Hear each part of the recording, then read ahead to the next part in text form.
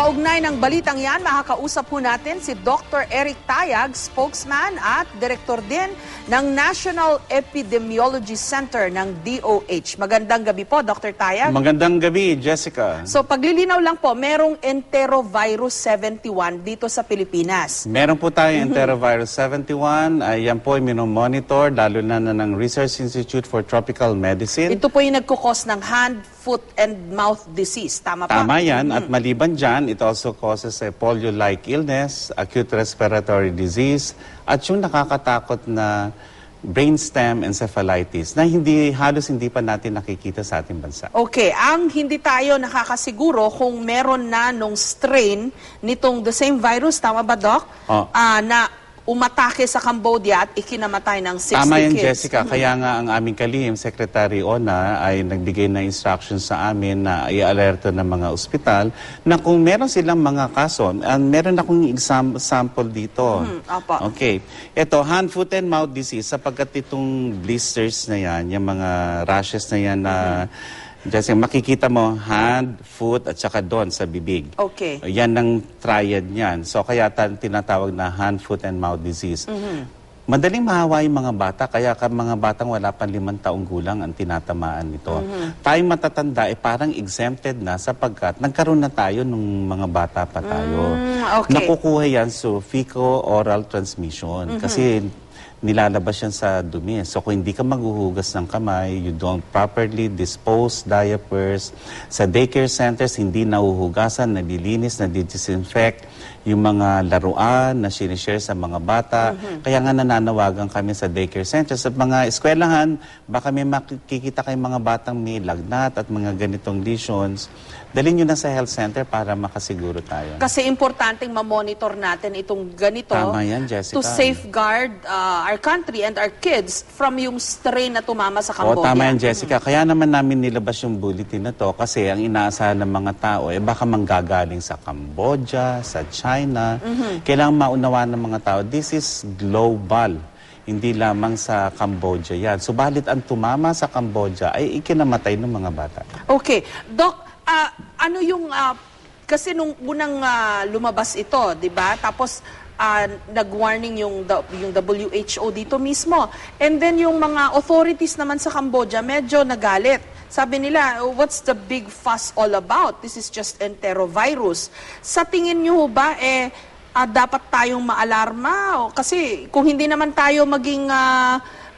kung hindi naman tayo maalarma, baka maging complacent tayo, baka mas madaling lumaganap ito. Ganun ho ba yun? Jessica, tama yan. Ang ginagamit naming mga pananalita dyan let's be vigilant. Binabalanse kasi namin yon. Ayaw naman namin yung mga tao ay walang anuman parang magpapanik at ayaw na rin naman namin yung sitwasyon na parang walang pakialam.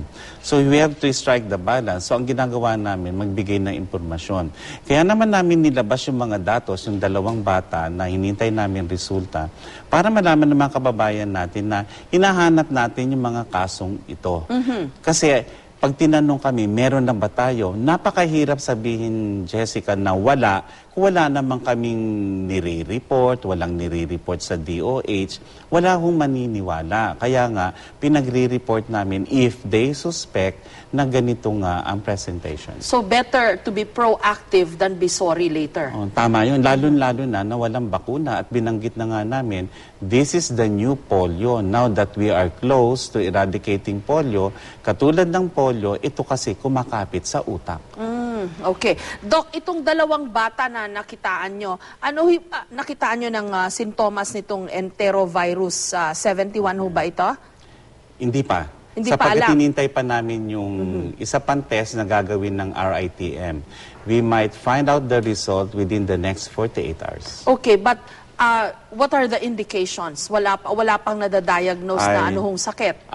Itong mga batang to nakitaan ng lagnat at saka yung typical rashes, kaya malamang hand, foot, and mouth disease to. Subalit hinihintay natin kung anong klaseng human enterovirus sapagkat iba-ibang klase yon. May Coxsackie A16 at enterovirus 71 na pawang nagiging sanhi ng hand, foot, and mouth disease. It's very important na malaman natin kung which one caused the illness. Okay. Ang masasabi namin ngayon, wala pang 8 taong gulang yung mga batang yon. Walang history na sila ay nanggaling sa ibang bansa. At sila po ay nasa magandang kalagayan. Wala pong serious complications pa kami nakikita. So ano po naman ang indications na itong outbreak na po bang matatawag ito sa Cambodia? Yun nga, pwedeng ma-transfer to other countries. Ang nangyari kasi sa Cambodia, iba-ibang lugar, malawak yung mga naapektuhan. Opo. At gaya ng anumang virus, viruses can actually spread from one country to the other. Kaya nga, sa ngayon, patuloy pa rin ang ating screening procedure sa mga airport. Pero, dapat din natin malaman na dahil mga bata yung mga nagkakasakit, tayong mga adults ang pwedeng pagmulan ng mga virus na yan. Halimbawa, nagpalit tayo ng diaper, hindi tayo naghugas ng kamay, o kaya nag-alaga tayo ng pasyente sa ospital. We did not observe proper procedures. Pag umuwi tayo sa bahay, halikin natin yung mga batang kasama natin sa bahay, mahahawa sila. Okay. Ano po ang pinakamagandang gawin? Preventive measures para po sa ating mga Ito kababayan? yung time and tested hand washing, Jessica. So kailangan, hindi pa man, kailangan matuto na tayo talaga maghugas ng kamay.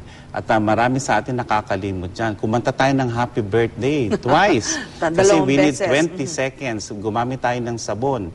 Kung meron kayong alcohol or gel, para makumpleto po yung hand washing ritual natin, gawin nyo na parang nagsusuklay kayo, para na sa ganun, o nagtututbrush, para na sa ganun.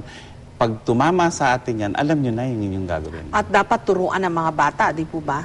Tama. At kami ngayon nananawagan sa mga paaralan, baka may mga kasong ganito po, i-report nyo na. Kasi yung mga bata niya, patakbo-takbo lang eh. Hindi nyo mapapansin. Okay. Dr. Taig, mapunta naman po tayo sa dengue. Dumarami rin po ang kaso.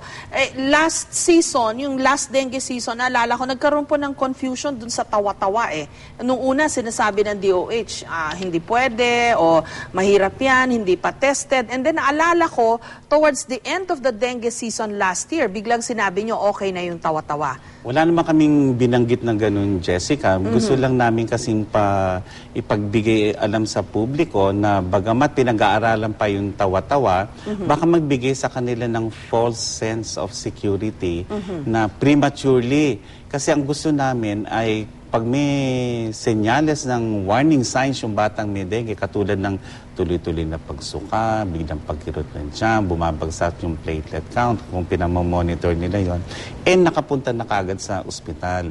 Kasi kung meron kang pinangawakan parang, makukuha pa yan sa tawa-tawa, it will delay yung pagkonsulta mo. Yun ang ayaw namin mangyari. So, wag lang umasa sa tawa-tawa. Oo, you can use it kung kayo'y kampante. Pero ang Okay. sinasabi namin, kwidaw ka, bantayan mo yung bata. Kasi kung hindi gumaganda yung lagay, dali mo na kagad sa ospital. Okay, importanteng madala sa ospital. Importante. Kasi kailangan din ma-confirm kung dengue o hindi. Tama di po ba, yun. Doktor? At katunayan nga, naglilibot kami sa mga ospital. Pinag-aaralan namin, nire-report nilang namatay. Sapagkat yung mga batang namatay within 24 hours, it's probably na huli nilang nadala sa ospital. But those children who died 24 hours later na nakarating na sa ospital, tinitingnan namin how doctors are using the new guidelines. Baka kailangan sila nila ng refresher course o baka may pangangailangan sa ospital na hindi nila maibigay. Tinitingnan to. Ang magandang balita, Jessica, may no balance bleeding tayo. Yung mahihirap natin sa CCT areas, automatic, meron silang no balance bleeding. Ibig sabihin niyan, ni isang kusing, wala na silang gagastusin sa ospital. Pero pinakamainam pa rin nito, at ito nga yung masalimuot, Jessica, communities determine the number of deaths sa dengue sapagkat nasa bahay natin, loob ng bahay, sa labas ng bahay, nandiyan po pinamamahayan ng lamok. So tingnan nyo na po, bukas tingnan nyo, barado yung alulod, mga gulong, mga garapa, bote, kasi ang mahilig tayong mag-ipon ng mga dapat na natin tinatapon. Ang nakakatakot daw ngayon sa dengue, Doc, kahit sa gabi, kumakagat na itong dengue mosquito.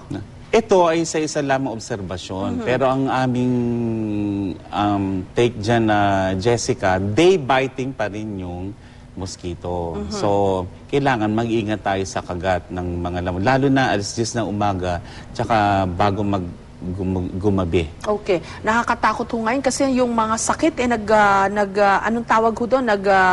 Evolve, nag-mutate. Yun. Nag-i-evolve, nag-mutate, nagsasabay-sabay. Okay. Katulad nitong enterovirus na endemic pala sa Pilipinas. O meron dito, pero may bagong strain na nadiskubre sa Cambodia. Hindi naman sa bagong strain, kundi yung mga bata ron, talagang severe disease ang nakuha nila. Oho. Mabuti na mabuti kung yung enterovirus 71 ay hand, foot, and mouth disease lang. Kaya lang pwede magkomplikasyon. Ano yun? Mapapansin nyo, maliban sa lagnat o kaya may skin lesions, magkakaroon ng muscle twitching. Ayun. Stage 1 yun. Tapos magkakaroon ng paralysis. Tapos pagpapawisan ng malamig. Tapos hirap huminga. Opo. Tapos matutulog na yon, hindi na magigising. Okay. Doc, bigyan niyo po ng abiso ang ating mga viewer, ang ating mga viewers, ang mga kababayan po nating nanonood ngayon. Ano po ba ang dapat nilang gawin at tandaan gayong nakakatakot itong mga sakit na ito? Okay. Subaybayan niyo po ang mga regular na bulletin ng Department of Health. Sa ngayon po, may 2 tayong kasong sinusubaybayan. Hinihintay natin ng resulta. Subalit, simple lamang po, maghugas tayo ng kamay sapagkat alam natin na nakukuha yan sa dumi at nakukuha din yan sa mga laway natin, sipon, umuubong, lalo na yung maliliit na bata. Kaya paghugas ng kamay, ugaliin po natin yan at kung may lagnat, at hindi umiigi bata, may rashes, dadalhin nyo po sa ospital para maagapan kagad. Ayun, linisin din ang ating mga kapaligiran. Maraming salamat po, Dr. Eric Tayag, tagapagsalita at direktor ng National Epidemiology Center ng Department of Health. Maraming salamat po. Maraming salamat din, Jessica.